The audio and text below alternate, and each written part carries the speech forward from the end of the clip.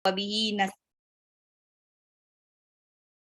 Alhamdulillahirabbil alamin wabihi nasta'in ala umurid dunya waddin wassalatu wassalamu ala asrafil anbiya'i wal mursalin sayyidina Muhammadin wa ala alihi wa sahbihi ajma'in amma ba'd. Alhamdulillah, puji dan syukur marilah kita panjatkan kehadirat Allah Subhanahu wa taala, karena atas berkat rahmat, hidayah, dan inayahnya lah kita masih diberikan nikmat iman, Islam, kesehatan, serta kemudahan untuk tetap bisa mengaji walaupun lewat online. Shalawat dan salam tak lupa marilah kita hadiahkan kepada suri teladan kita, Nabi besar Muhammad Sallallahu Alaihi Wasallam. Insya Allah kita semua termasuk umat terbaiknya yang kelak akan dipertemukan di yaumil akhir nanti.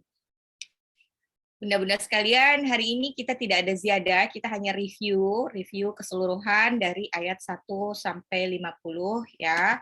Karena insya Allah pekan depan kita mulai untuk cek hafalan ya, cek hafalan. Sebelum kita mulai, marilah kita membaca surat Al-Fatihah, istighfar 3 kali dan doa mau belajar. Al-Fatihah. A'udzu billahi minasy syaithanir rajim. Bismillahirrahmanirrahim. Alhamdulillahi rabbil alamin. Ar-Rahmanir-Rahim. Maliki yaumiddin. Iyyaka na'budu wa iyyaka nasta'in. Ihdinas siratal mustaqim. Siratal ladzina an'amta 'alaihim ghairil maghdubi 'alaihim waladdallin.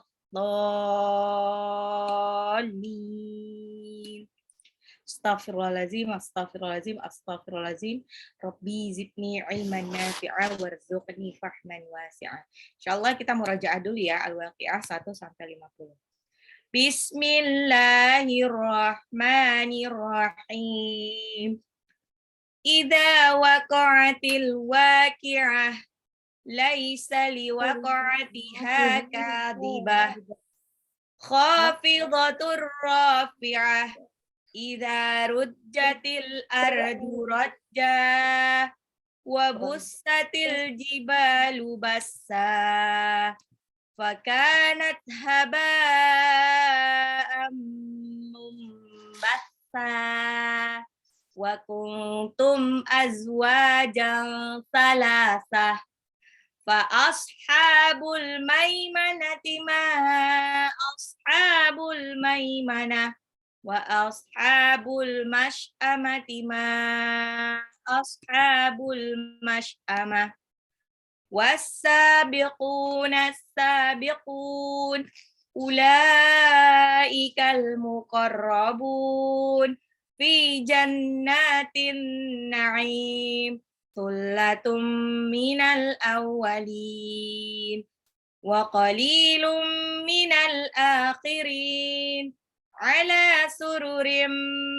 mawdunah muttaki'ina 'alaiha mutaqabilin yatufu 'alaihim wildanum mukhalladun bi akwabin wa abarika wa ka'sim min ma'in la yusaddauna 'anha wa la yunzifun wa fakihatin mimma yatakhayyarun wa lahmi tayrin mimma yashtahun wa hurun 'ain ka'amthalil lu'lu'il maknun jazaa'an bima kanu ya'malun la yasma'una fiha lagwan wa la ta'thima illa qilan salaman salama wa ashabul yamini ma ashabul yamin fi sidrim makhdud wa talhim mandud wa dhillim mamdud wa ma'im maskub wa fakihatin kathirah la maqtu'atin wa la mamnu'ah wa furushim marfu'ah inna ansha'nahunna insha'a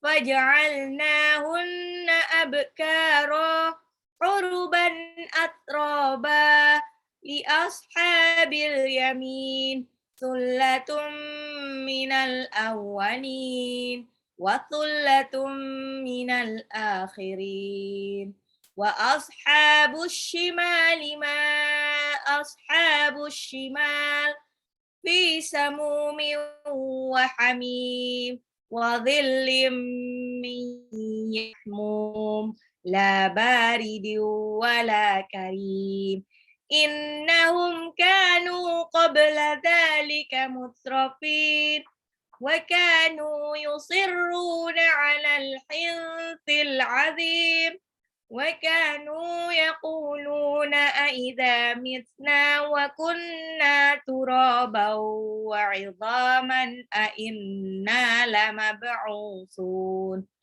aw abauna al-awwalun qul innal awwalina wal akhirin lamajmu'una ila miqati yaumin ma'lum. Alhamdulillah. Kita ulang lagi tentang surah Al-Waqi'ah ini. Al-Waqi'ah ini hari kiamat. Jadi ada beberapa hadis yang tentang Al-Waqi'ah ya. Jadi kalau dari satu hadis sahih insyaallah bahwa Al-Waqi'ah ini termasuk dalam surah yang membuat Rasulullah Shallallahu Alaihi Wasallam cepat beruban. Jadi salah satunya itu ada Al-Waqi'ah, Hud, Al-Mursalat, An-Naba, dan Takwir. Ada juga yang menyebutkan bahwa surah Al-Waqi'ah ini adalah wa kana yaqra'u fil fajril waqi'ati wa nahwaha minas suwar. Jadi konon Nabi Shallallahu Alaihi Wasallam dalam salat fajar atau subuh beliau membaca surah Al-Waqi'ah. Ya, jadi Al-Waqi'ah ini adalah salah satu surah favoritnya Rasulullah Shallallahu Alaihi Wasallam. Favoritnya dibaca pada waktu subuh. Nah, ini mungkin yang membuat beberapa ulama menyebutkan bahwa insya Allah kalau Al-Waqi'ah ini dibaca di awal memulai hari, insya Allah ini akan menghalangi kita dari kemiskinan. Wallahu a'lam bishawab ya. Walaupun menurut ini hadis ini termasuk hadis yang dhaif, tapi insya Allah sih kalau secara logika, kalau kita bangunnya pagi sudah dimulai dengan ibadah kepada Allah, insya Allah Allah akan mudahkan urusan dunianya. Jadi intinya adalah kalau kita kejar akhirat ya dulu, Allah akan mencukupi dunia kita. Itu sebetulnya prinsipnya adalah. Nah, Al-Waqi'ah terdiri dari 96 ayat, dia adalah surah ke-56 pada juz 27 setelah surah Ar-Rahman. Ya, di ayat 1 disebutkan idza waqa'atil waqi'ah. Idza ketika waqa'ati terjadi al-waqi'ah, hari kiamat. Apabila terjadi hari kiamat. Apa yang terjadi pada waktu hari kiamat? Ya, nih al-waqi'ah ini adalah nama lain dari kiamat ya. Al-waqi'ah ada yaumul akhir, yaumus sa'ah, ya ada macam-macam. Apa yang terjadi pada waktu hari kiamat? Di surah Al-Hajj ayat 7 disebutkan wa anna as-sa'ata atiyatul la raiba fiha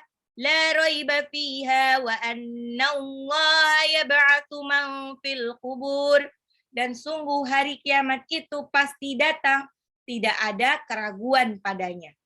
Dan sungguh Allah akan membangkitkan siapapun yang ada di dalam kubur. Ya, tadi kata al-waqi'ah itu artinya artinya terjadi. Karena dari kalau dalam bahasa Arab, kaidah bahasa Arab itu dari isim fa'il waqa'a, artinya terjadi. Ya. Terjadinya apa? Nah, ini kalau secara ulama menyebutkan, ahli tafsir menyebutkan al-waqi'ah ini adalah hari kiamat. Ya. Itu ada dua pendapat. Yang pertama adalah Allah Subhanahu wa taala menamakan hari kiamat dengan sesuatu yang pasti terjadi. Itu sesuai dengan tadi surah Al-Hajj ayat 7.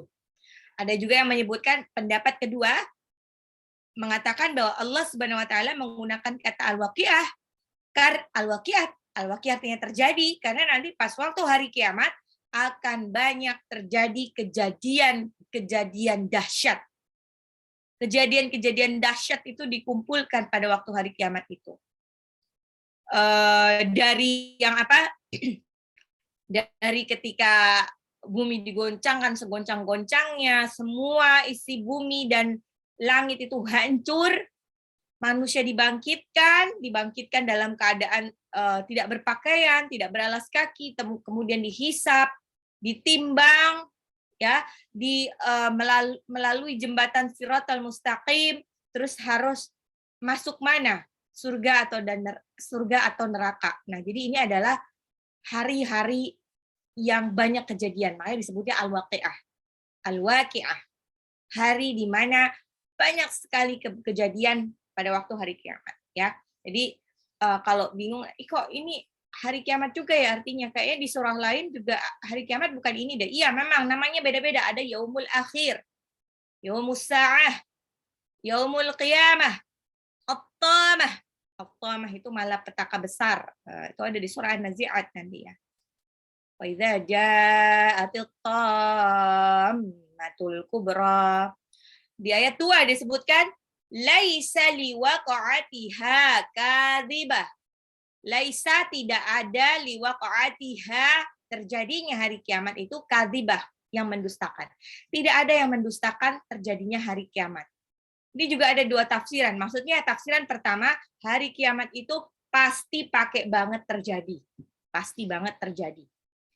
Tafsiran kedua, yaitu orang-orang yang kufur dan ragu terhadap adanya hari kiamat, kelak akan menyaksikan hari kiamat tersebut. Ya.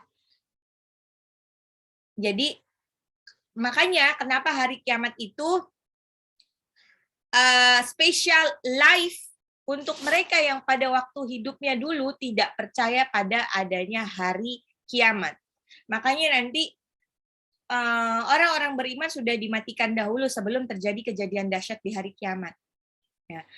Hal yanzuruna illa an ta'tiyahumul malaikatu aw ya'tiya rabbuka aw ya'ti ba'du ayati rabbika yawma ya'ti ba'du ayati rabbuk. Ya, afwan. Ba'du ayati rabbika la yanfa'u nafsan imanuha lam takun amanat min qablu aw kasabat fi imaniha khaira. Yang mereka nantikan hanyalah kedatangan malaikat kepada mereka atau kedatangan Tuhan atau sebagian tanda-tanda dari Tuhanmu. Pada hari datangnya sebagian tanda-tanda Tuhanmu tidak berguna iman seseorang yang belum beriman sebelum itu atau berusaha berbuat kebajikan dengan imannya itu. Nah, ini kan yang selalu ditanya-tanya sama kaum kafir. Wa yaquluna mata hadzal wa'du in kuntum shadiqin. Mereka bertanya, kapankah hari kiamat itu kalau kamu orang-orang benar? Atau wa yaquluna mata hadzal farhu in kuntum shadiqin. Kapan sih hari kemenangan itu? Hari kemenangan al-fathu, hari kemenangan ini juga bisa disebutkan hari kiamat, hari kemenangan bagi orang-orang beriman, karena biasanya Rasulullah itu kalau berdakwah cerita nanti itu ada hari kiamat. Hari kiamat ini hanya orang-orang yang menang, hanya orang-orang yang dulu percaya pada hari kiamat. Dan lagi yas'alunaka 'anis sa'ati ayyana mursaha. Kapan sih? Mereka bertanya, kapan sih hari kiamat itu? Jadi pertanyaan kaum kafir ini cuma sekedar bertanya. Mereka sebetulnya nggak butuh jawaban. Mereka cuma pingin ngejek aja, pingin ngeles. Cuman ya gitu, mana, coba gitu. Di ayat 3, khafidatur rafi'ah. Khafidatun itu merendahkan, rafi'ah meninggikan. Rafi' meninggikan. Khafidatur rafi'ah. Nah, apa sih maksudnya merendahkan atau meninggikan? Maksudnya adalah menurut para ahli tafsir bahwa nanti pada hari kiamat ada orang-orang yang ditinggikan dan direndahkan. Orang-orang yang di dunia tinggi, jabatannya tinggi dan dihormati, bisa jadi nanti di hari kiamat dia termasuk orang-orang yang dihinakan.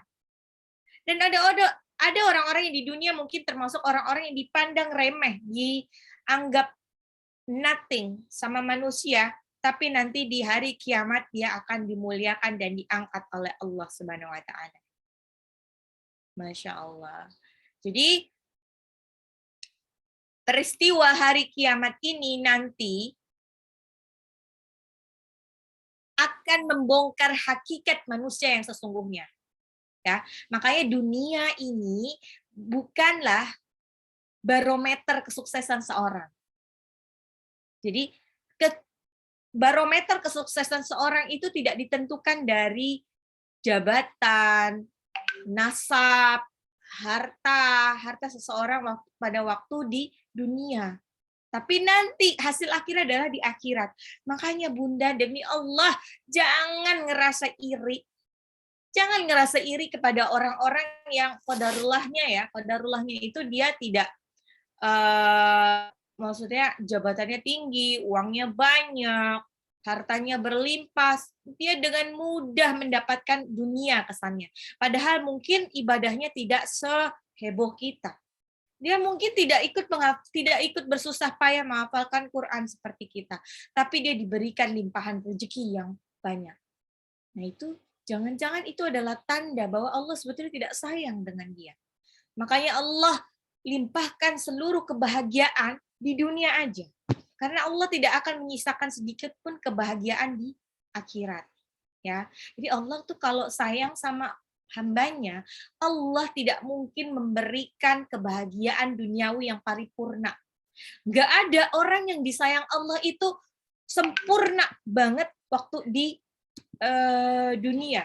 Maksudnya udah dia sehat, sempurna tubuhnya, anak pasangan hidupnya juga sempurna, terus keluarganya baik, tetangga baik, terus hartanya berlimpah. Wah, pokoknya itu nggak mungkin.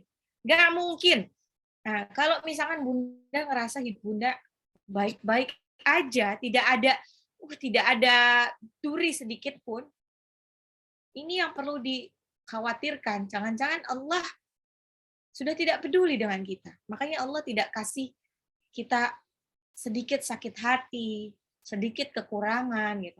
Sebetulnya Allah kasih kekurangan, sedikit sakit hati dan lain sebagainya itu biar kita berdoa. Karena doa itu nanti itu nih gunanya doa itu adalah yang pertama yang sudah pasti itu adalah penggugur dari dosa-dosa kita. Makanya Bunda jangan sedih kalau doa Bunda itu kok nggak dikabul-kabulin.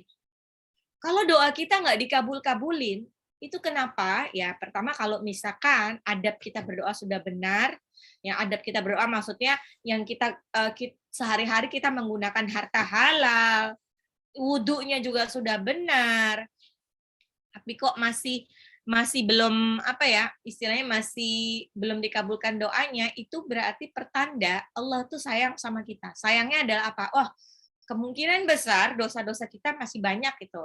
Jadi periode tertentu waktu kita menanti doa kita dikabulkan, itu Allah gunakan untuk apa? Untuk menghapus dosa-dosa kita di masa lampau. Jadi dosa kita di masa lampau dihapusin. Nah, dosa kita udah lumayan banyak yang terhapus nih. Allah lihat dulu nih, nanti dulu lah kabulinnya gitu ya. Kasih dulu tabungan buat akhirat. Karena mungkin selama ini tabungan akhirat kita kurang. Jadi Allah kasih dulu. Dan udah cukup, baru Allah kabulkan langsung. Baru Allah kabulkan. Ya.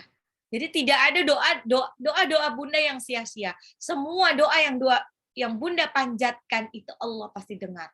Cuman Allah lihat dulu skala prioritasnya apa. Kalau yang Bunda doakan itu qadarullahnya itu lebih ke duniawi, makanya Allah selesaikan dulu semua urusan akhirat Bunda. Dia pusing doa-doanya, dikasih dikasih spare deposito untuk akhirat, ya, untuk penambah untuk pemberat catatan amal kebaikan, baru nanti dikasih duniawi. Tapi kalau Bunda misalkan doanya seperti ini, ya Allah, aku pengen ngaji, pengen punya teman-teman baik, itu Allah nggak pakai tapi, langsung dikabulkan saat itu juga. Jadi pokoknya segala doa yang ada hubungannya dengan akhirat, dengan kebaikan akhirat kita, insya Allah Allah akan dahulukan, kabulkan langsung. Tapi doanya kalau doa-doa yang kira-kira ini lebih ke duniawi, Allah akan kabulkan juga. Tapi yang pertama itu doanya dibuat ini dulu, dibuat menghapuskan dosa-dosa kita, terus juga untuk pemberat catatan amal kebaikan kita nanti di akhirat, baru nanti dikabulkan. Jadi jangan takut berdoa kepada Allah. Dan jangan putus harapan kalau doanya belum dikabul-kabulkan. Itu barangkali adalah cara Allah untuk memuliakan kita. Ya, pokoknya tadi khafidatur rafi'ah, orang-orang akan memuliakan, orang-orang akan dimuliakan sama Allah, dan ada orang-orang yang akan direndahkan oleh Allah. Ya, nah ini tergantung dari amal ibadah mereka waktu di dunia. Wasjud waqtarib, dan sujudlah serta dekatkanlah dirimu kepada Allah. Quran surah Al-Alaq ayat 19. Pokoknya kalau kita insya Allah banyak sujud, segala sesuatunya itu nanti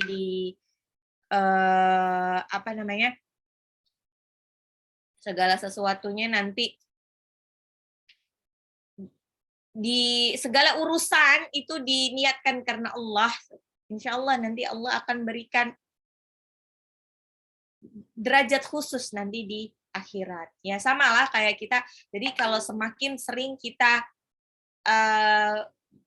menelpon Allah lewat doa-doa kita, semakin sering kita berkomunikasi dengan Allah, semakin sering kita membaca surat-surat cinta Allah dalam Al-Quran, menghafalkan ayat-ayat cinta Allah, Allah itu pasti ngerasa dekat. Sama lah kayak kita, Bunda ngerasa nggak sih, Bunda punya sahabat, ya, kalau semakin sering berkomunikasi kan ikatan emosionalnya semakin dekat ya. Nah itu beda, sama kita sama Allah. Kalau kita banyak ibadah, nah hubungan emosional dengan Allah tuh jadi dekat. Jadi Allah ingat. Jadi Allah akan utamakan dia. Dan aku akan ingat lah. Pokoknya ada apa-apa juga diingat. Makanya ya sebetulnya ya kalau misalkan kalau ada orang yang minta wasilah doa dari orang-orang kiai-kiai alim, yaitu masuk akal. Karena apa? Biasanya kalau orang-orang seperti itu kan mereka fokusnya udah bukan duniawi lagi ya. Fokusnya udah akhirat, terus doanya banyak kan akhirat. Makanya Allah itu sayang banget sama dia. Jadi istilahnya dia baru terbersit aja di dalam hati. Allah langsung kabulkan. Makanya banyak orang yang minta doa ke dia ya masuk akal karena Allah memberikan tempat yang spesial buat dia. Coba deh. Jadi kalau misalkan kira-kira mana dulu yang dikabulkan doanya? Pemabuk atau penghafal Quran? Ya sudah pasti insya Allah penghafal Quran yang penghafal Quran ini lebih mendapat tempat di hati Allah dibandingkan pemabuk yang nggak pernah sholat. Karena kedekatan emosionalnya lebih dekat yang penghafal Quran. Gitu. Jadi kalau Bunda pengen pengen dimanja sama Allah, ya deket-deketanlah sama Allah. Kalau Bunda pengen dimanja oleh suami, maka dekatilah suami. Gitu. Itu sama seperti anak kita kalau pengen dimanja ya harus nurut sama kita, harus nurut, disuruh apa juga nurut gitu ya. Inna akramakum indallahi atqakum. Sesungguhnya yang paling mulia di antara kalian di sisi Allah adalah yang paling bertakwa. Yang paling mulia adalah yang paling bertakwa kepada Allah, bukan mereka yang jabatannya tinggi waktu di dunia. Khafidatur rafi'ah, merendahkan satu golongan, dan rafi'ah, meninggikan golongan lain. Idza rujjatil ardu rajja, apabila bumi digoncangkan sedahsyat-dahsyatnya, ya, goncangan yang dahsyat ini disertai dentuman suara yang benar-benar besar. Kalau menurut hadisnya, hadis Ibnu Abbas radhiyallahu anhu berkata, ar-rajjatul harakatu syadidatu yusma'u laha saut. Ar-rajjah adalah guncangan yang sangat keras sampai terdengar suara. Benar-benar suaranya itu memekakkan telinga. Ya. Ya ayyuhan nasu taqu rabbakum inna zalzalatas sa'ati syai'un 'adzim. Wahai manusia, bertakwalah kepada Tuhanmu, sesungguhnya guncangan hari kiamat itu adalah suatu kejadian yang besar atau dahsyat. Guncangan yang tidak pernah dibayangkan sebelumnya. Guncangan yang dahsyat sedahsyat-dahsyatnya. Nah, ini juga dijelaskan di idza zulzilatil ardu zilzalaha wa akhrajatil ardu athqalaha. Jadi guncangannya bukan cuma sekedar guncangan gempa. Gempa yang sekarang kita sering terjadi itu paling maksimal berapa skala Richter sih? 7 skala Richter, letaknya jauh banget dari kita aja, kita udah kerasanya minta ampun. Ya nggak usah 7. 5 aja udah olengnya udah kerasa ya. Apalagi nanti. Guncangannya udah, hitungannya udah lebih dari 2 digit. Benar-benar guncang, dan plus yang di langit juga sampai kebelah. Terus yang di bumi sampai mengeluarkan isi bumi. Wabussatil jibalu bassa, dan gunung-gunung dihancurkan sehancur-hancurnya. Gunung-gunung hancur, al-jibalu itu gunung ya. Jibalu, gunung-gunung dihancurkan sehancur-hancurnya. Kalau menurut apa namanya, basa itu diambil dari kata yubasud daqiqu. Kalau orang Arab itu ya suka bikin tepung yang dihancur-hancurkan, dihalus-haluskan, yang disebut sawiq. Sawiq. Al-basisa itu kayak tepung dihancurin, diaduk-aduk, dicampur minyak dikit, akhirnya jadi itu tuh roti Arab tuh, roti apa sih, kayak capati gitu ya, ya model-model roti India Arab gitu. Itu hancur banget kan. Kalau kita bikin pizza ya zaman dulu ya, kalau sekarang tuh ternyata udah nggak perlu dilempar-lempar, kita bikin bakpao, bikin donat itu kan sampai di tonjok-tonjok, dilempar-lempar segala ya. Seperti itulah kira-kira nasibnya gunung-gunung pada waktu hari kiamat. Ya, gunung-gunung nanti akan dicabut dari pasaknya. Wa idzal jibalu nusifat, dicabut dari pasaknya. Tuh Al-Mursalat ayat 10 ya. Terus wa takunul jibalu kal ihnil manfush, dan gunung-gunung seperti bulu yang dihambur-hamburkan. Udah dicabut dari pasaknya. Ingat ya, gunung itu kan seperti pasak ya. Seperti pasak itu maksudnya apa? Jadi tinggi gunung yang kelihatan dari permukaan bumi itu cuma sepertiga dari keseluruhan tinggi gunung. Jadi 2/3-nya itu di bawah. Jadi sebenarnya kuat banget gunung itu ya. Wal jibala autada di surah An-Naba. Jadi gunung-gunung itu seperti pasak. Pada hari kiamat gunung-gunungnya itu dicabut pasaknya, dan seperti bulu yang hancur berantakan, seperti bulu yang dihamburkan. Dan gunung-gunung nanti akan ditabrakkan sehingga hancur lebur. Ya, wabussatil jibalu bassa. Wasuyiratil jibalu fakanat saraba. Dan gunung-gunung pun dijalankan sehingga menjadi fata morgana. Jadi kita tuh sampai kayak sliwer itu, kenapa gunung-gunung pada jalan, pada terbang-terbang saking hancurnya. Di ayat 6, fakanat haba'an mumbassah. Fakanat, maka jadilah haba'an, seperti debu-debu yang mumbassa, berterbangan. Kata haba'an atau debu dalam bahasa Arab ini memiliki beberapa makna. Makna pertama maksudnya adalah debu-debu yang bertaburan di sekitar kuda yang berlari. Ya, kalau pernah lihat kuda kalau lagi lari, itu kan kayak ada asap-asap ya, asapnya itu dari debu-debunya itu, debu-debu tanah. Makna kedua, debu-debu habaan ini bisa berarti debu-debu kecil yang tampak di dalam rumah kita tatkala terkena sinar matahari. Suka ngeliat nggak sih kalau pas pagi-pagi gitu dibuka jendela kita kayak ada sinar matahari kan? Tapi kalau kita perhatikan itu kayak ada terbangan debu-debu kecil kayak gitu. Sekecil itulah. Makna ketiga ada yang menyebutkan bahwa habaan ini adalah percikan-percikan api tatkala api pertama kali dinyalakan. Kalau kita nyalain api unggun ya, itu kan suka ada kayak percikan-percikan api. Oh, itu kayak ini kembang api seperti itu. Makna keempat yaitu gunung-gunung itu berterbangan bersama daun-daun ketika ada angin yang menerpa. Nah, itu dibayangkannya seperti itulah, gunung sampai sehancur itu. Gunung aja bisa kayak gitu, bisa segitu lemahnya, apalagi cuma sekedar mobil, rumah, pohon, waduh. Pada saat itu wa kuntum azwajan salasah, manusia dibagi menjadi 3 golongan.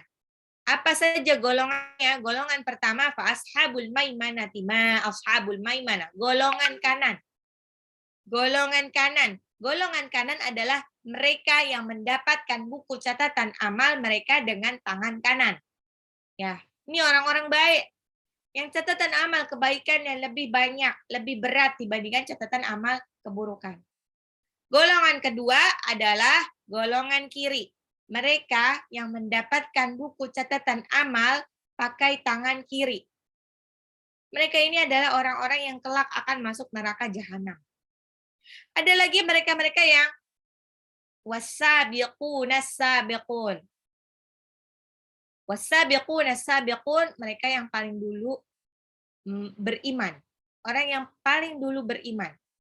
Golongan orang yang dulu paling beriman itu dulu yang as-sabiqunal awwalun. Di saat tidak ada orang yang beriman kepada Allah di awal-awal masa dakwahnya Rasulullah, mereka ini malah langsung percaya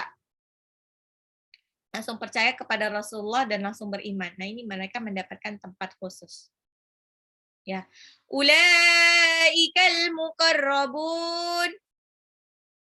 Mereka itulah orang-orang yang dekat kepada Allah.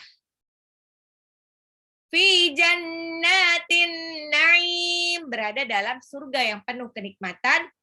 Sullatum minal awwalin, sebagian besar dari orang-orang yang terdahulu. Wa qalilum minal akhirin, dan segolongan kecil, sebagian kecil dari orang-orang yang kemudian. Nah, as-sabiqun tadi seperti dijelaskan bahwa golongan ini adalah golongan yang paling tinggi karena dia as-sabiqun, mendahului, keimanannya itu mendahului dari yang lain. Ada juga yang menyebutkan yang disebut as-sabiqun ini adalah orang-orang yang bersegera akan kebaikan. Pokoknya kalau ada peluang kebaikan apapun itu dia langsung bersegera. Ulaika yusari'una fil khairati wa hum laha sabiqun. Mereka itu bersegera dalam kebaikan-kebaikan. Dan merekalah orang-orang yang lebih dahulu memperolehnya. Itu Al-Mu'minun ayat 61. Ya. Pokoknya orang-orang yang kalau ada kesempatan kebaikan dia langsung fastabiqul khairat, berlomba-lomba dalam kebaikan. Ya. Wa fi dzalika falyatanamas wa fi dzalika falyatanafasil mutanafisun. Al-Mutaffifin ayat 26. Mereka berlomba-lomba. Pokoknya ada urusan akhirat, mereka berlomba-lomba, main cepet-cepetan. Nah, itu jadi ada berapa makna ya, sabiqun, ada orang, ada yang hadis lagi. Di At-Taubah ayat 100 itu menyebutkan bahwa wasabiqunal awwaluna minal muhajirin wal ansari. Orang-orang terdahulu yang masuk Islam itu diantaranya adalah orang-orang muhajirin dan ansar. Muhajirin adalah orang-orang yang periode pertama Rasulullah berdakwah di kota Mekah yang ikut hijrah, muhajirin. Ansar itu di Madinah. وَالَّذِينَ اتَّبَعُوهُمْ بِإِحْسَانٍ رَضِيَ اللَّهُ عَنْهُمْ وَرَضُوا عَنْهُ وَأَعَدَّ لَهُمْ جَنَّاتٍ تَجْرِي تَحْتَهَا الْأَنْهَارُ خَالِدِينَ فِيهَا أَبَدًا ذَلِكَ الْفَوْزُ الْعَظِيمُ. Ya, pokoknya orang-orang terdahulu yang pertama masuk Islam di antara orang-orang muhajirin dan ansar dan orang-orang yang mengikuti mereka dengan baik, Allah ridha kepada mereka. Dan mereka pun ridha kepada Allah. Allah menyediakan bagi mereka surga-surga yang mengalir di bawahnya sungai-sungai. Dan mereka kekal di dalam surga selama-lamanya. Ya. Ala sururim mawdunah. Mereka orang-orang yang masuk surga. Nah, ini udah mulai cerita tentang surga. Apa yang dirasakan waktu masuk surga? Mereka akan duduk di dipan-dipan yang bertahtakan emas permata. Muttaqiina 'alaiha mutaqabilin, sambil mereka bersandar di atas berhadap-hadapan. Nih, jadi mulai cerita tentang nikmatnya di surga itu dari ayat 15 ya. Itu diinget-ingetin. Nanti kalau ada pertanyaan jadi paham. Ya. Kita akan duduk di atas dipan-dipan yang penuh yang bertahtakan emas permata. Terus yatufu alaihim bildanu mukhalladun, dikelilingi oleh anak-anak muda yang tetap muda. Ini maksudnya mereka adalah ini ya, pelayan-pelayan yang benar-benar muda, terus ganteng dan cantik. Jadi pokoknya enak deh dilihatnya gitu. Mereka ini akan melayani kita di surga yang penuh kenikmatan. Ini juga disebut di surah At-Tur ayat 24. Wa yatufu 'alaihim ghilmanun lahum ka'annahum lu'lu'um maknum. Dan di sekitar mereka ada anak-anak muda yang berkeliling untuk melayani mereka seakan mereka itu mutiara yang tersimpan. Ya. Pokoknya mereka ini pilihan lah, pelayan-pelayan pilihan. Sama kayak Bunda nih ya, Bunda kalau suka nonton di film lah ya, itu kan ada kadang-kadang ada acara gala dinner gitu. Yang kalau gala dinner pelayan di restoran untuk gala dinner itu mereka kan pakaiannya beda. Udah pakai jas segala, terus mereka tuh sigap duduknya mereka tuh nggak perlu kita panggil, mereka tuh siaga berdiri di belakang kita lagi makan gitu, duduknya di situ. Jadi kayaknya dia ada waktunya tertentu ya, jadi kayak udah berapa menit diambil, diganti makanan lain, diambil makanan lain gitu, seperti itu. Makanya mereka siaga sekali, jangan sampai kita sampai merintah. Sebelum kita merintah, dia sudah datang duluan. Pelayan-pelayan itu bi'akwabi wa abariko wa ka'sim min ma'in. Membawa gelas bi'akwabin wa abariko. Wa abariko itu dan ceret, wa ka'sin. Ka'sin itu smoky, gelas kecil. Min ma'in. Berisi minuman yang diambil dari air yang mengalir. Ya. Dikasih minuman yang benar-benar enak lah. Nah, di surga itu nanti kita nih ada kamar khusus yang di surga. Kamarnya itu tidak bikin mabuk.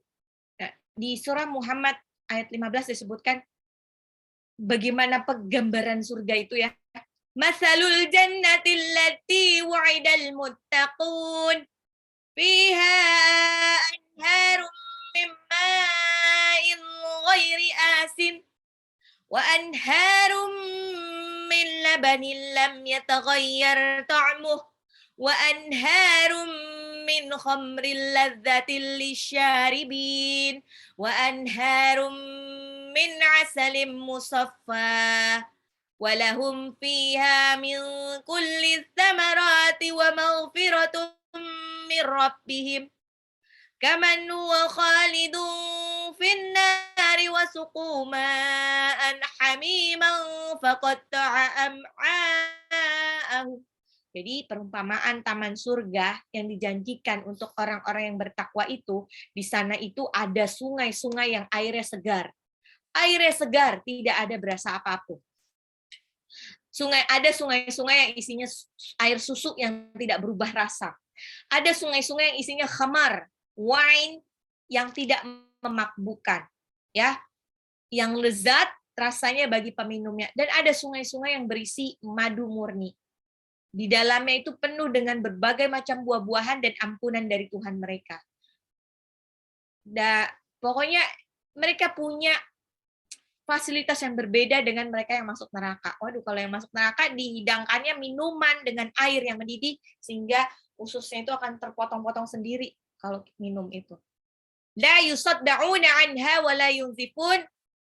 Kerennya lagi, khamarnya ini tidak bikin pusing dan tidak bikin mabuk.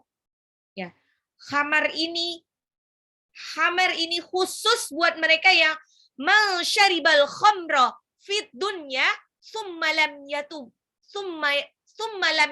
minha hurimaha fil akhirah. Barang siapa yang meminum khamar di dunia dan tidak bertaubat, maka dia akan diharamkan baginya di akhirat untuk merasakan khamar ini. Maksudnya ini kan hammer yang untuk penghuni surga. Wa fakihatin mimma yatakhayyarun. Dan dalam surga itu ada buah-buahan apapun yang mereka pilih. Segala buah-buahan surga yang mereka suka ada, tinggal pilih doang. Ya, bahkan disebutkan nanti di surga itu dekat banget. Muttaqiina 'ala furusyin batainuha min istabraq wa janal jannatain, dan deket banget. Jadi cuman ting gitu aja, nggak usah pakai effort untuk pakai galah dan lain-lainnya. Walahmil thairim mimma yashtahun, dan daging burung apapun yang mereka inginkan. Nah, segala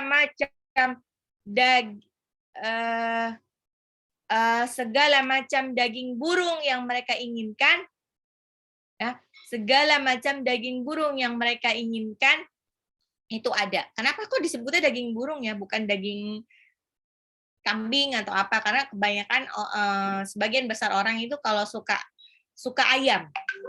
Kalau orang yang suka ayam belum tentu suka kambing. Tapi biasanya kalau suka kambing belum tentu dia suka ayam. Gitu. Apa namanya, kebalik. Kalau orang suka ayam pasti suka ayam, belum tentu suka kambing. Orang yang suka kambing pasti suka ayam gitu. Jadi orang dari daging burung-burungan ini adalah favorit penduduk.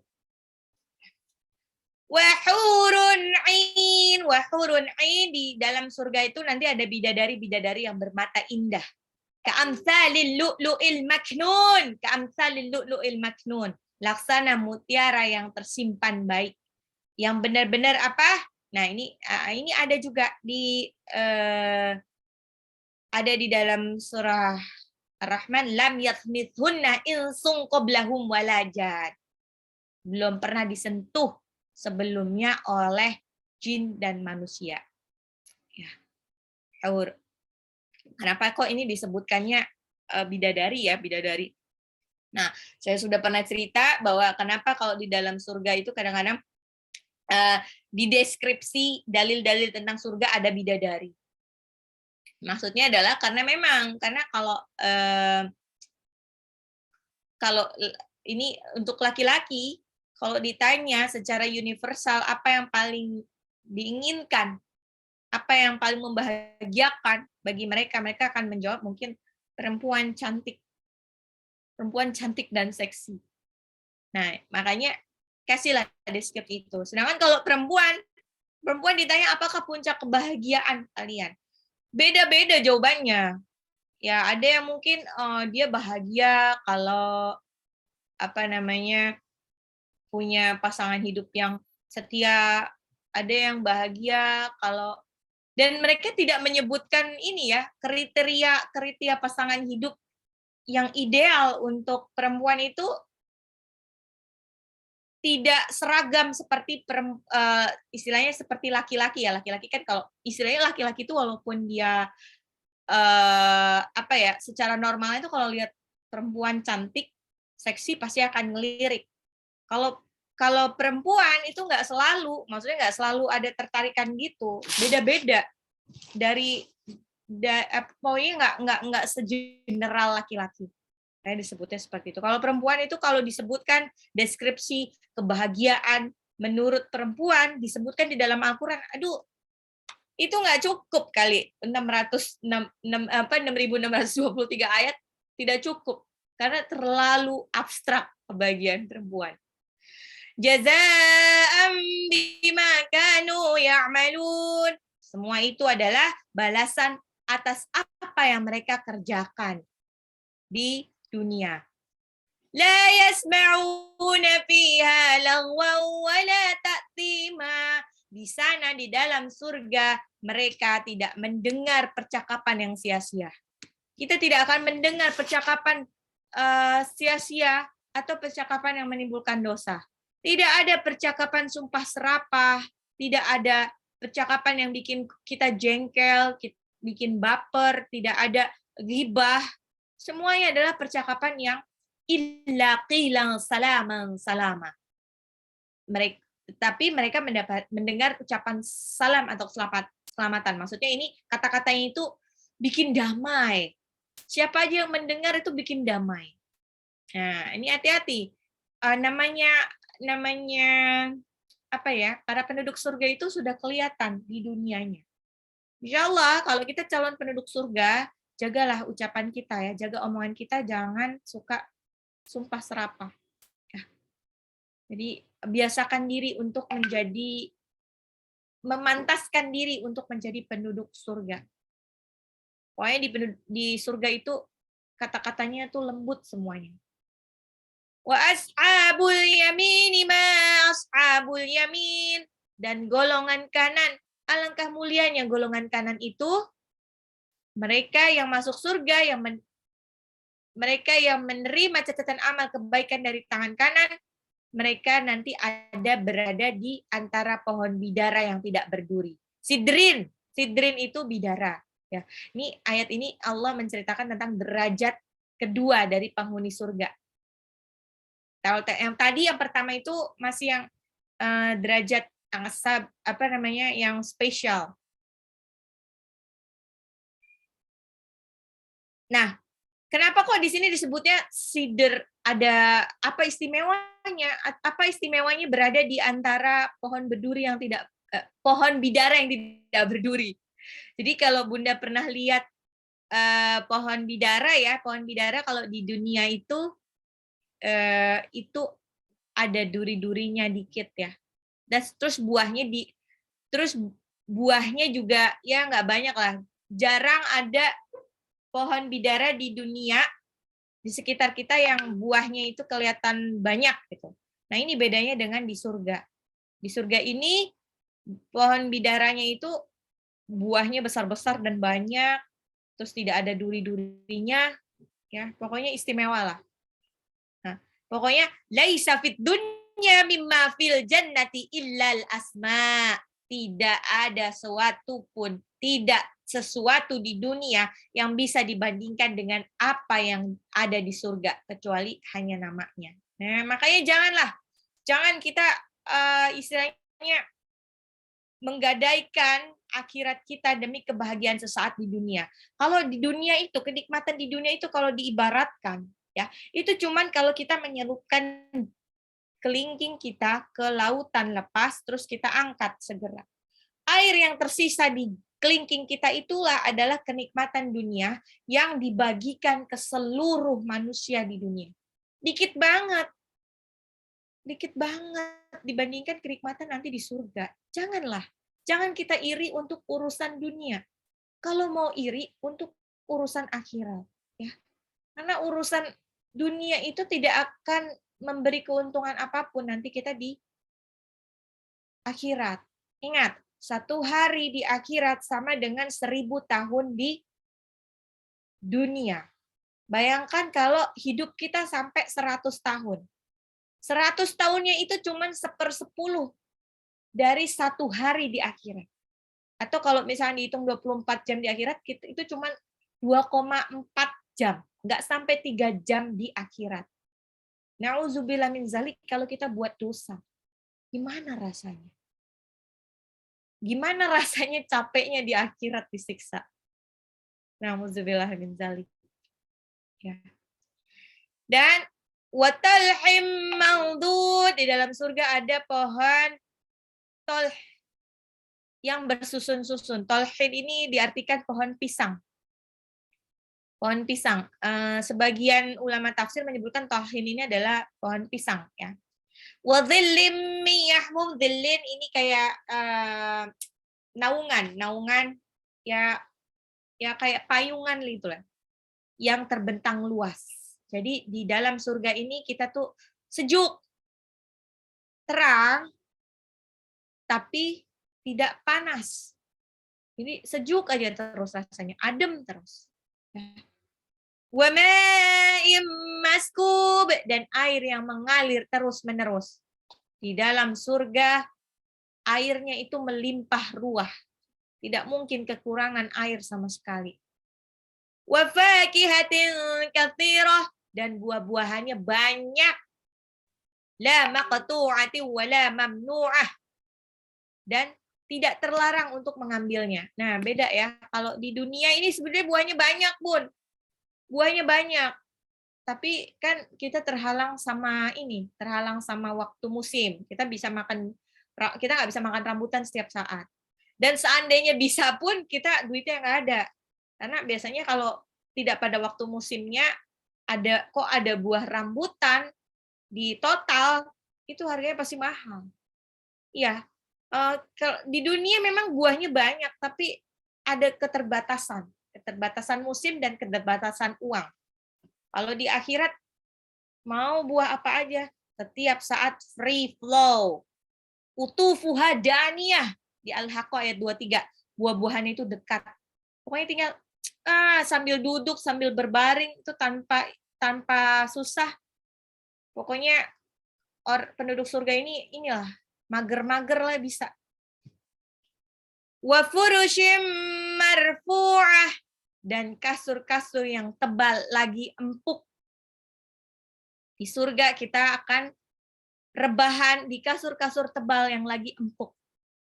Ya. Pokoknya benar-benar dibandingkan dengan kasur-kasur kita di rumah ini luar biasa empuknya. Bandingkan, ya seperti saya pernah cerita ya, ini sebetulnya ya itu karena nggak sengaja nonton infotainment. Itu pas bagian kasurnya satu artis yang harganya 1 miliar, bayangin Bun. Itu kasurnya doang aja udah harga berapa, udah harga satu rumah lah ya. Harga rumah standar itu segitu, ya Allah, Masya Allah, itu gimana rasa empuknya ya. Nah, makanya kenapa sih kalau orang yang disayang Allah, calon-calon penghuni surga itu tidak dikasih kenikmatan dunia yang sedemikian rupa? Karena biar ada effort untuk gini loh, aduh, pengen ngerasain gimana sih empuknya kasur di surga gitu ya. Kalau di dunianya udah biasa bergelimang harta, bergelimang fasilitas, apalagi yang membuat dia tertarik untuk mengejar sesuatu? Apa yang dia membuat dia tertarik untuk mengejar kenikmatan dunia? Istilahnya dia sudah dapat surga dunia. Nah itu alhamdulillah Bun. Kalau kita dikasih susah kayak sekarang ini, alhamdulillah. Alhamdulillah, berarti kita memang calon-calon penduduk surga insya Allah. Ya. Wa furushim marfu'ah. Inna ansha'nahunna insya'a. Kami ciptakan mereka secara langsung. Maksudnya apa yang diciptakan nanti di dalam surga itu, para bidadari-bidadari surganya itu diciptakan secara langsung. Jadi mereka tidak mengalami dari bayi langsung langsung di usia yang matang. Kalau menurut dalil, mereka gadis-gadis perawan sekitar usia maksimal 35. Kok masih perawan? Nah, itu dia idealnya. Jadi kan kalau dilihat dari siklus perkembangan perempuan, ya, pertumbuhan body paling bagus itu sebetulnya kalau menurut ya itulah ahli ini dari usia sekitar 25 sampai 35. Itu body yang paling bagus-bagusnya lah gitu. Lagi sekel-sekel yang katanya. Nah, itu di usia segitu. Nanti kita juga kalau kita masuk surga, kita dikembalikan ke usia seperti itu. Bunda-bunda, ini ada mbak-mbak yang usianya sebelum 25 ya. Ada nggak? Nah, pokoknya kita akan balik ke usia segitu. Pokoknya dibuat semudah itu. Kalau kita jadi penghuni surga, kita itu diidolakan oleh para bidadari surga. Jadi kita jangan iri sama para bidadari surga. Secantik apapun mereka, kalau kita di surga ya, kita tuh masih lebih istimewa dibandingkan para bidadari surga. Jadi kalau statusnya itu kalau nanti di surga kita bersama dengan suami kita tuh permaisuri. Sedangkan mungkin bidadari surga itu seperti selir-selir. Nah, kalau di kerajaan ya, di dongeng-dongeng kerajaan itu tidak ada ceritanya bidadari permaisuri yang iri sama selirnya. Tidak ada. Istilahnya kalau selir itu kan cuma dia lebih kayak pelayan, nggak ada istimewanya, dia tidak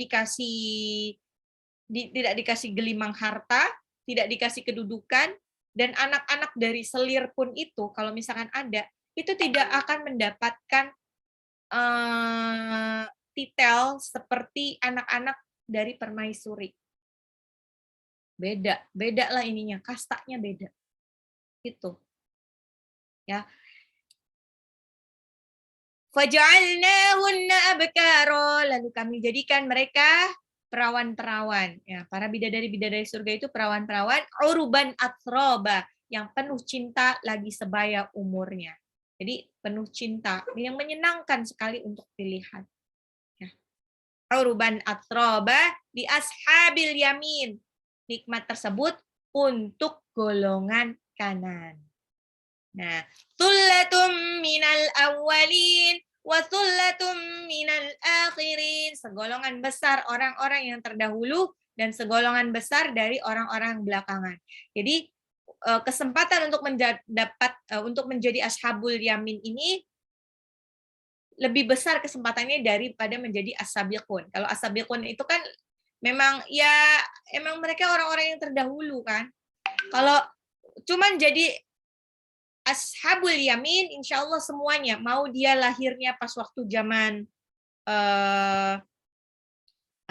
sahabat, zaman Nabi, sampai nanti zaman mendekati akhir zaman, itu potensi untuk menjadi ashabul yamin, penghuni surga golongan ashabul yamin ini besar.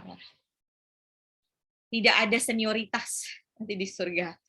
Washabu shimali ma ashabu shimal. Nah, bagaimana yang terjadi untuk golongan kiri yang menerima catatan amal dari tangan kiri?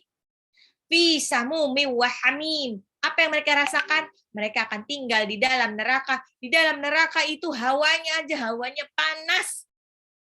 Anginnya panas. Tidak ada angin yang sejuk segar, tidak ada. Dan minumannya itu pun air yang mendidih. Air yang mendidih. Benar-benar yang nggak enak lah untuk diminumnya. Nah, di surah Al-Kahfi ayat 29 disebutkan ya. Inna a'tadna lidh-dhalimina nara ahata bihim suradiquha wa iyastaghithu yughathu bima'in kalmuhli yashwil wujuh bi'sa syarab wa sa'at murtafaqa. Ya, Sesungguhnya kami telah menyediakan neraka bagi orang zalim, yang gejolaknya mengepung mereka. Jika mereka meminta pertolongan minum, mereka akan diberi air seperti besi yang mendidih, yang menghanguskan wajah. Itulah minuman yang paling buruk dan tempat istirahat yang paling jelek. Jadi kalau kita aus sebetulnya pas waktu di neraka, tapi dikasih minumnya air mendidih. Jadi kalau minum, wajahnya otomatis langsung hangus. Di neraka juga wadhillim min yahmum, ada naungan. Tapi naungannya itu bukannya bikin kita sejuk, malah tetap panas. Dan plus muka kita tuh jadi kayak hitam legam. Karena asapnya asap yang naungannya itu dari asap hitam. Asap hitam seperti asap pabrik gitu loh kalau di atau ini tahu wedus gembel nggak? Kalau misalkan Gunung Merapi mau meletus, sebelum meletus itu ada episode wedus gembel berterbangan. Wedus gembel itu kan panas banget, terus hitam juga, dan kalau kita kena asap itu mematikan juga, bisa mati juga. La baridu wala karim. Plus di dalam neraka tidak sejuk dan tidak menyenangkan, nggak enak, nggak ada enak-enaknya sama sekali. Siapa orang yang bakalan masuk neraka? Mereka adalah innahum kanu qabla dzalika mutrafin. Mereka yang dulu hidupnya bermewah-mewahan, tuh kan? Orang-orang kaya lebih punya kesempatan besar untuk bisa masuk neraka dibandingkan orang miskin. Ya, istilahnya kalau orang miskin itu asalkan sudah ibadahnya benar, insya Allah masuk surga. Kalau orang kaya, walaupun dia ibadahnya benar, kemungkinan untuk masuk surga itu masih jauh. Karena dihitung satu-satu hartanya. Ya, hartanya itu harus dihitung, peruntukannya untuk apa, dapatnya dari apa, itu dihitung sehitung-hitungnya. Makanya jangan iri sama kekayaan orang lain. Jangan iri sama kemudahan duniawi yang diraih sama orang lain. Hati-hati, orang-orang kaya ini punya kesempatan besar untuk masuk neraka. Apakah kita tidak boleh menjadi kaya? Salah. Kaya nggak apa-apa kalau itu emang takdir dari Allah ya, asal halal, lewat cara yang halal. Yang tidak boleh itu adalah menggunakan uang kita untuk sesuatu yang tidak benar gitu kan. Untuk sesuatu yang tidak benar, maksudnya mentang-mentang punya uang, kita beli ini, beli itu, beli ini, beli itu. Nah, hati-hati, nanti semuanya akan dihisap. Oke. Jadi ini bunda-bunda yang punya koleksi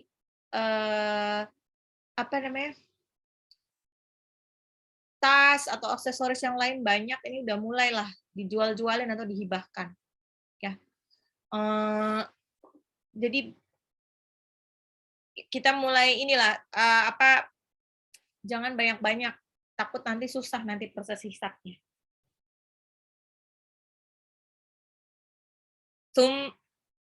Orang-orang yang masuk neraka itu selain tadi mereka yang bermegah-megahan, bermewah-mewahan, mereka juga yang wakanu yusirruna 'alal hintil azim. Mereka yang masuk neraka adalah mereka yang terus-menerus mengerjakan dosa besar. Orang yang masuk neraka itu nggak mungkin dia cuma melakukan sekali, 2 kali dosa. Pasti dia sudah melakukan berkali-kali. Berkali-kali melakukan dosa, tidak juga tobat, akhirnya keburu meninggal dan masuk neraka. Ya, makanya hati-hati kita juga jangan meremehkan dosa kecil. Sedikit demi sedikit lama-lama jadi bukit juga. Gitu. Terus nanti kalau gini, tapi insya Allah ya dosa-dosa kecil itu masih bisa dihapuskan dengan istighfar ya. Namanya manusia itu kan tidak luput dari khilaf ya. Kadang-kadang nggak sengaja ngeprank itu kan sebetulnya bohong juga. Itu kan dosa kecil, tapi dosa kecil insya Allah masih bisa dihapuskan dengan istighfar. gitu, atau melakukan kebaikan-kebaikan. Makanya kita tuh jangan pilih-pilih untuk melakukan kebaikan. Lakukan kebaikan apapun, jangan pilih-pilih. Kita nggak pernah tahu kebaikan mana yang nanti akan membawa kita ke surga. Ya. وَكَانُوا يَقُولُونَ أَإِذَا مِتْنَا وَكُنَّا تُرَابًا وَعِظَامًا أَإِنَّا لَمَبْعُوثُونَ. Dan mereka berkata, apabila kami sudah mati menjadi tanah dan tulang belulang, apakah kami benar-benar akan dibangkitkan kembali? Nah, ini orang-orang kafir nih. Kebiasaannya orang-orang kafir suka nanya-nanya, banyak nanya. Mereka bertanya, emangnya bisa nanti dibangkitkan lagi? Katanya hari kiamat dibangkitkan lagi. Bisa. Mereka nanya lagi, awa abaunal awwalun. Apakah nenek moyang kita yang terdahulu juga dibangkitkan? Allah bilang, Allah dikte. Rasulullah bilang gini, kul, katakanlah, ya, innal awwalina wal akhirin, semuanya, sesungguhnya orang yang terdahulu dan yang datang kemudian, lamajmu'una, mereka pasti akan dikumpulkan ila miqati yaumin ma'lum, pada waktu tertentu, pada hari yang sudah ditentukan, yaitu hari kiamat. No excuse. Semuanya akan dibangkitkan. Bagi Allah itu mudah banget untuk membangkitkan seperti itu. Ya, kalau menurut ini pada waktu tiupan sangkakala yang pertama, yauma tarjufur rajifah, itu bumi digoncangkan sehancur-hancurnya. Terus setelah itu mereka pada mati, tatsba'uhar radifah, jarak antara tiupan pertama dan tiupan kedua itu ada 40, tidak disebutkan 40 hari, 40 tahun atau apa, ya, tatsba'uhar radifah, ikuti tiupan kedua. Nah, setelah tiupan kedua itu mereka baru dibangkitkan. Mereka dibangkitkan itu dengan semudah-mudahnya dibangkitkan. Qalu tilka idzan karratun khasirah fa inna ma hiya zajratu wahidah fa idahum bisahirah. Mudah banget bagi Allah untuk membangkitkan sesuatu yang pernah ada. Yang tidak pernah ada, Allah bisa menghidupkan. Kayak dulu kita sebelum lahir, kan tidak ada apa-apa. Itu bisa. Apalagi kita sudah pernah hidup. Tulang-tulangnya hancur, berantakan, udah lama. Ya bisa lah, lebih gampang. Udah ada modalnya. Tinggal disusun lah istilahnya bagi Allah. Orang yang beriman, insya Allah dia takut untuk berbuat dosa. Karena dia akan berpikir berkali-kali sebelum melakukan sesuatu. Karena orang beriman itu, segala sesuatu yang dilakukan itu semuanya itu long term. Dipikirkan sampai jangka panjang. Dipikirkan nanti di akhiratnya gimana. Gitu. Oke, alhamdulillah sudah 50 ayat. Ada yang tanya, bagaimana dengan bagaimana dengan orang yang dia memilih menjadi agama agnostis? Awalnya dia Islam, tapi karena dia menganggap karena tidak percaya tentang kehidupan setelah mati, karena dia merasa ketika mati tidak ada kehidupan, jadi dia menyebut bahwa agama ini. Ya.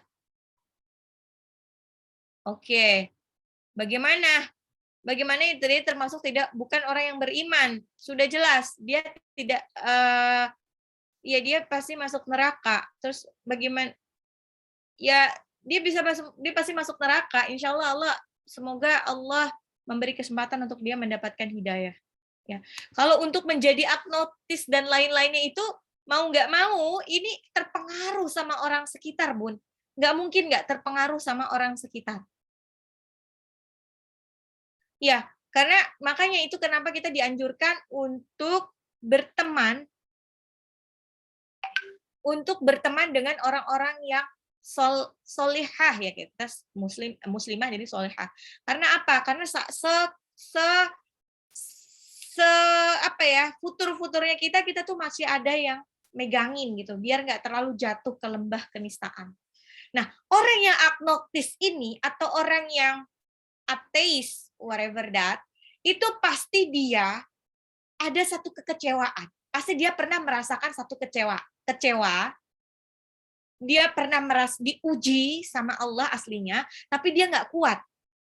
Dia nggak kuat dan kebetulan dia tidak punya support system, tidak punya teman-teman yang soleh atau solehah yang bisa mendukung dia. Yang bisa mendukung dia, akhirnya dia memilih jalan yang salah karena tidak ada yang nemenin. Bandingkan kalau nauzubillah min zalik ada di komunitas kita.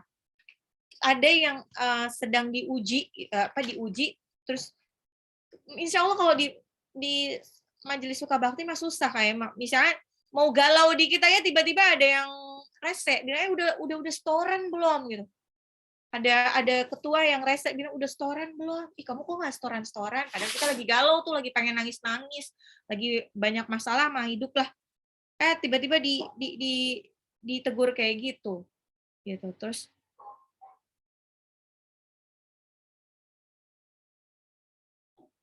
kenapa kenapa dalam surat Al-Waqiah membuat Rasul beruban?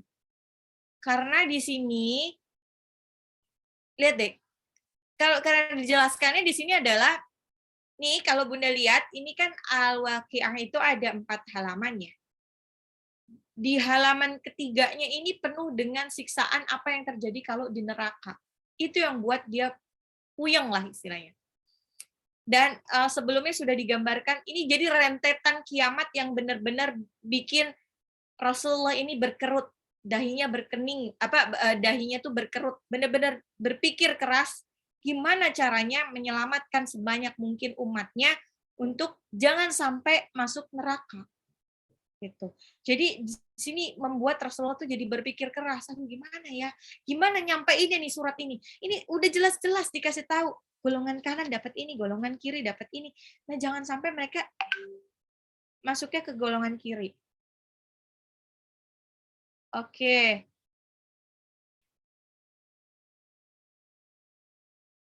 Gimana sih?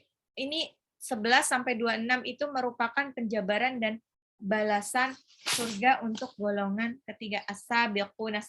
Oh, oke. Dari ayat ya benar. Ternyata dari ayat 11 sampai 26 itu masih yang as-sabiqun. Berarti 27 dari washabul yamin ma ashabul yamin sampai ayat 38 ya. Sampai 38 itu yang untuk ashabul yamin. Betul. 40 Saza. Afwan, sampai 40 saya lupa yang sullatun minal awalin wa sullatun minal akhirin sampai 40. Ya 11 sampai 26 as-sabiqun 27 sampai 40 ini tentang al-yamin atau maimanah. Sisanya ini nggak sampai 40 ya, sampai 37 tuh 47 afwan, sampai 47. Dari 41 sampai 47 itu tentang orang-orang yang ashabus shimal. Iya, betul.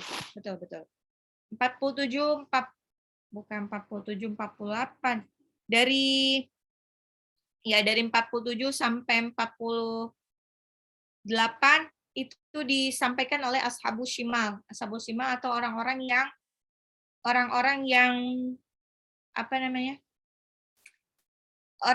kafir yang kelak akan menjadi penghuni neraka karena dia akan menerima catatan amal keburukan, amal kebaikan dari tangan kiri. Itu berarti banyak buruknya. Kalau ada anak yang pindah agama dari Islam, terus apa yang dilakukan kedua orang tuanya? Nah, ini masuk. Jadi gini, yang jelas ini nanti semua akan dimintai pertanggungjawaban ya, Bun. Jadi si anak ini tanggung jawabnya sama orang tua itu dari lahir sampai balil. Dari lahir sampai balil ini masih tanggung jawab orang tua. Makanya ini nanti yang akan dihisap. Yang akan dihisap itu sebetulnya dari masa pendidik, gimana kita cara mendidik anak kita dari lahir sampai balik. Itu akan dihisap apakah sudah benar kita menanamkan tauhid ke anak kita, apakah belum? Kalau misalkan anak nanti, misalkan anak murtad, nauzubillah min dzalik, murtad pada waktu dia udah dewasa, itu nanti dilihat lagi sama Allah, dilihat track recordnya. Apa kalau misalkan dari kecil, dari lahir sampai balik itu sudah ditanamkan tauhid dengan baik, tapi terus murtad di kemudian hari, insya Allah orang tua tidak akan berdosa, ya, tidak akan berdosa. Itu dosanya udah masuk ke si anak aja, Tapi sebagai ini sama juga kayak ada anak yang normal, terus tiba-tiba jadi LGBT. Nah ini nanti akan dilihat track recordnya waktu masih di bawah asuhan orang tuanya. Bagaimana orang tuanya memperlakukan anaknya. Apakah waktu mendidik anaknya ada kemungkinan dia jadi istilahnya kayak ada nih teman saya ya. Ada teman saya itu dia jadi LGBT karena apa? Karena waktu kecil dari waktu di kandungan si orang tuanya ini pengen banget punya anak perempuan. Nauzubillah min dzalik ya. Jadi kayak nggak terima anaknya laki-laki. Dan dari kecil anaknya itu sudah di treatment seperti anak perempuan. Nauzubillah min dzalik.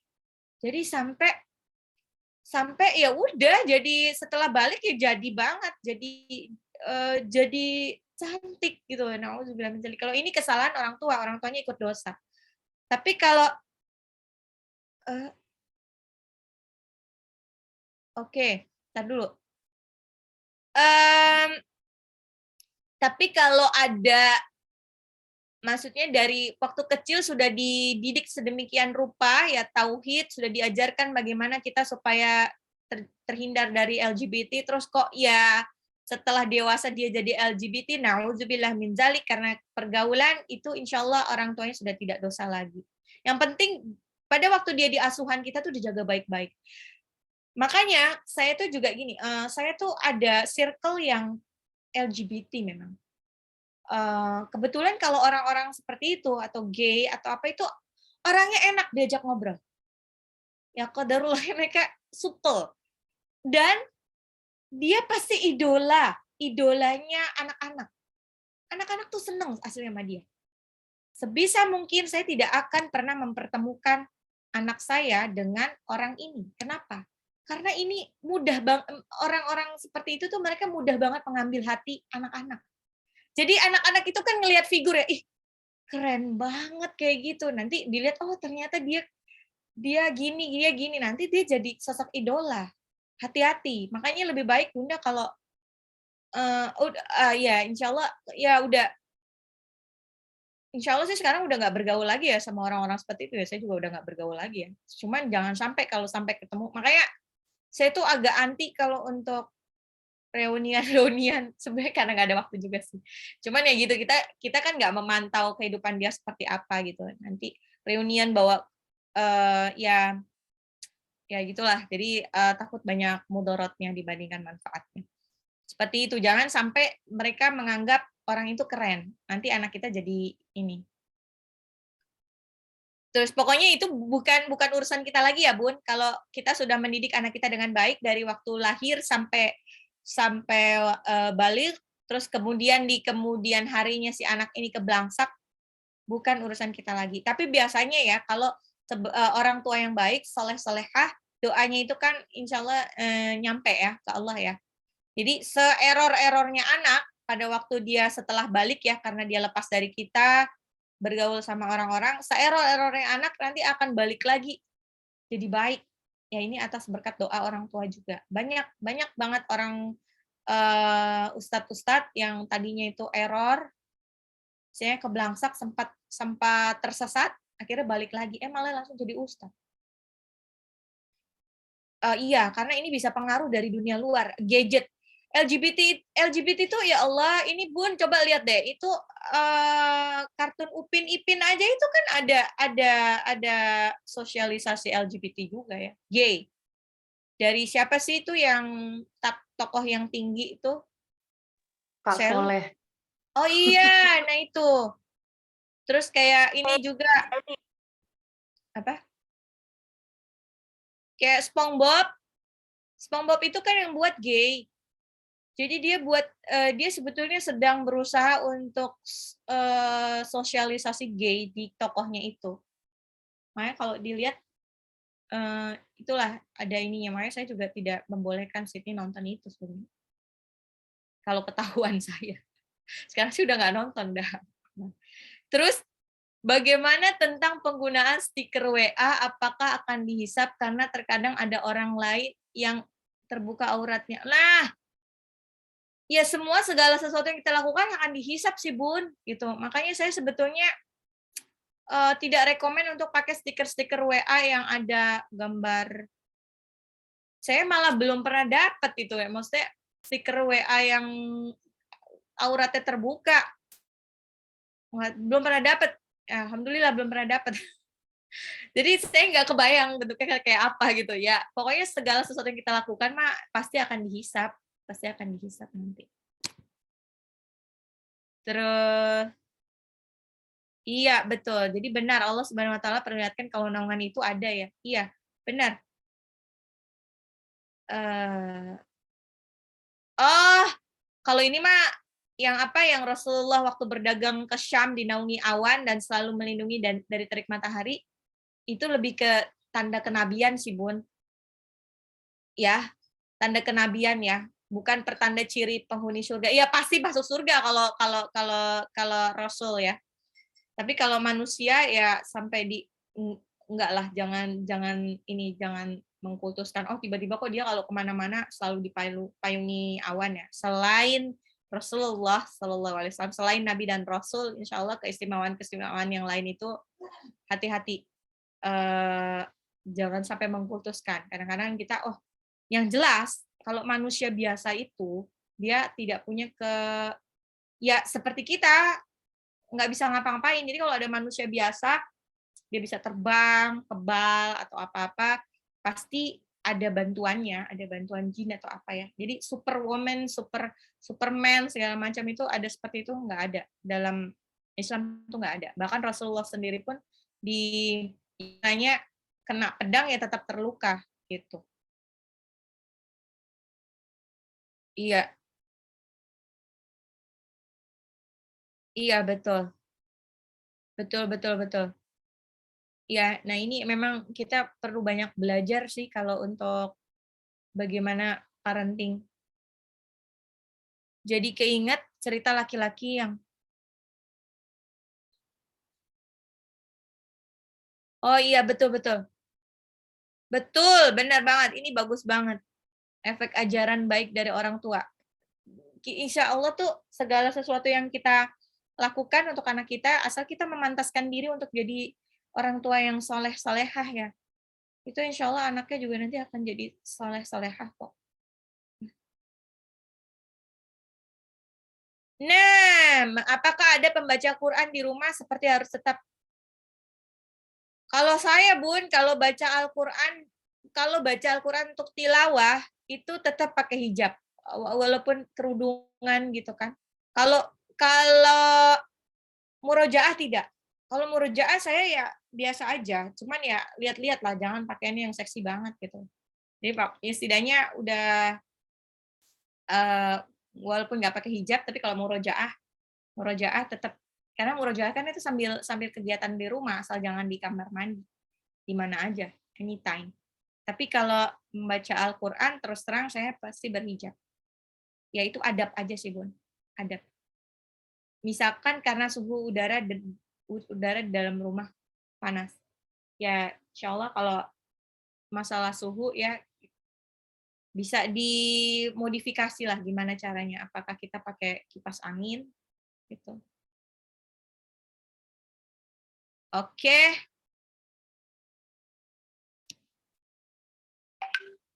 Ada lagi Bun? Ada pertanyaan lagi Bun?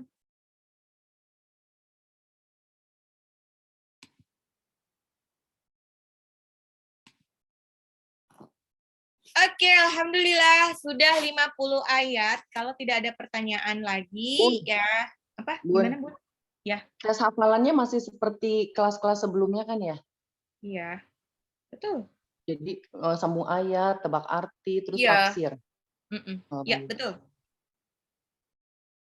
Ya, insya Allah dimudahkan ya, Bun. Ini jangan dibuat jadi beban. Ini buat santai aja. Alhamdulillah bonusnya nanti menghafalkan Al-Waqiah, dibukakan pintu rizki berkah yang berlimpah. Oke, kalau tidak ada pertanyaan, marilah kita tutup pengajian hari ini dengan membaca hamdalah, alhamdulillahirabbil alamin, dan doa penutup majelis. Subhanakallahumma. Yang benar datangnya dari Allah, yang salah datangnya dari saya sendiri. Mohon maaf lahir dan batin. Wabillahi taufiq wal hidayah. Wassalamualaikum warahmatullahi wabarakatuh.